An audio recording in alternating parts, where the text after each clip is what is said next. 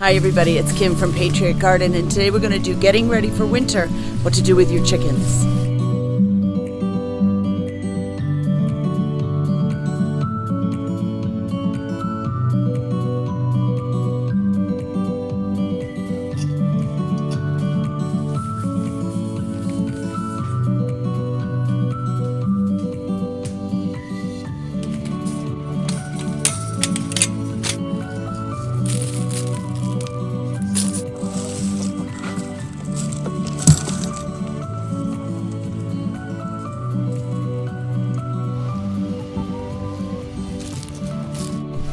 Just don't get my fingers. Oops. Okay, so we're going to cover three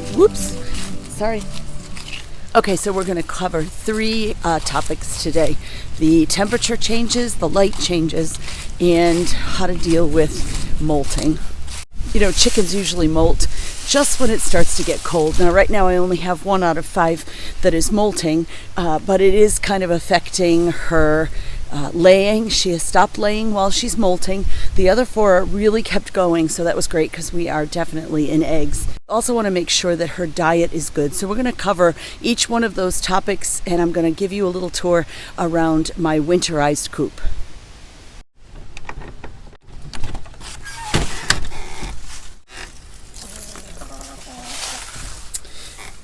All right, now the first thing that we do when getting chickens ready for cold winter is to just make sure that there's not a lot of drafts and to cover any big areas. So right now you'll see I have plastic on all the big windows.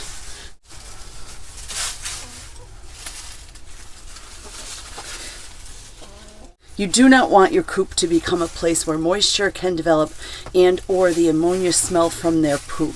So having some ventilation in your coop is really important, but you don't want to have any major drafts.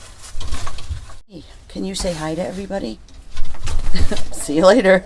A lot of people worry about the cold weather in chickens. Believe me, chickens prefer it cold over hot. It's much easier for them to warm up by sitting close to each other. Sometimes they'll huddle in the nesting boxes than it is to keep cool in a very hot summer.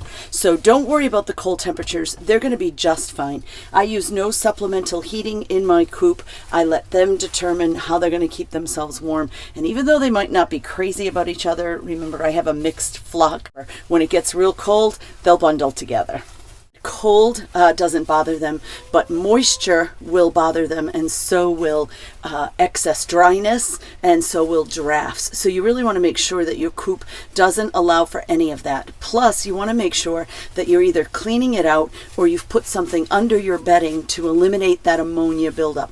This coop is going to be closed up now for a few months. I certainly don't want anything that's going to increase the odds of them developing a respiratory illness.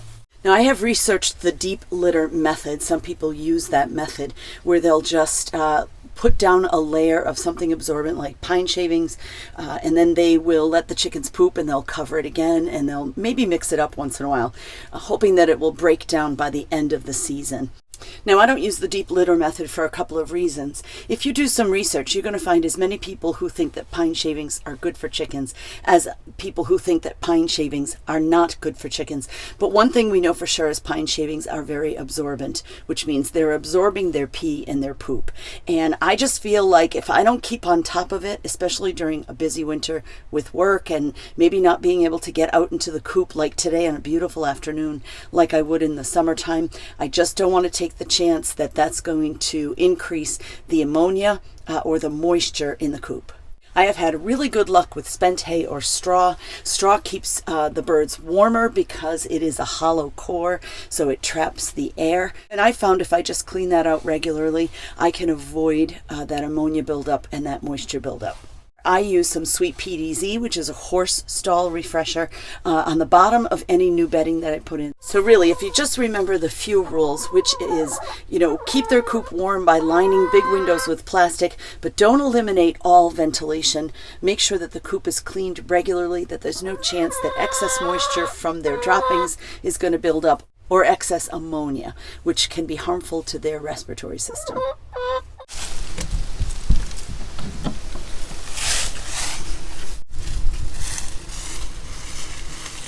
So as you can see, my little molting girl is not laying, but I've been regularly getting 4 eggs. In addition to not using any supplemental heat in the coop, I don't use any supplemental light.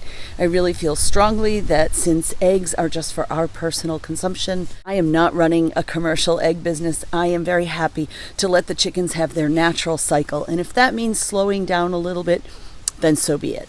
This is only the first winter for our new flock, and it is the 5th winter for our 2 older girls. So I fully expect them to slow down, but we'll see what happens to the other 3, and maybe they'll give us eggs all the way through the winter.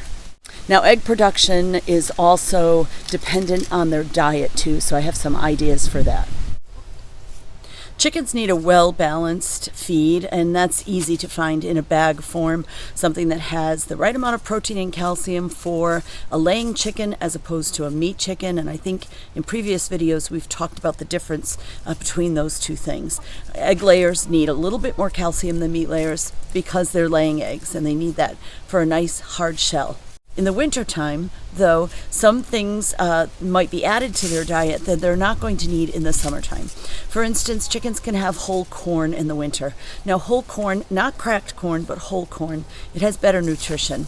Whole corn will raise their metabolism and will heat up their bodies from within. It's not something I'd give them in the summer because they don't really need to have a little radiator going on inside their system.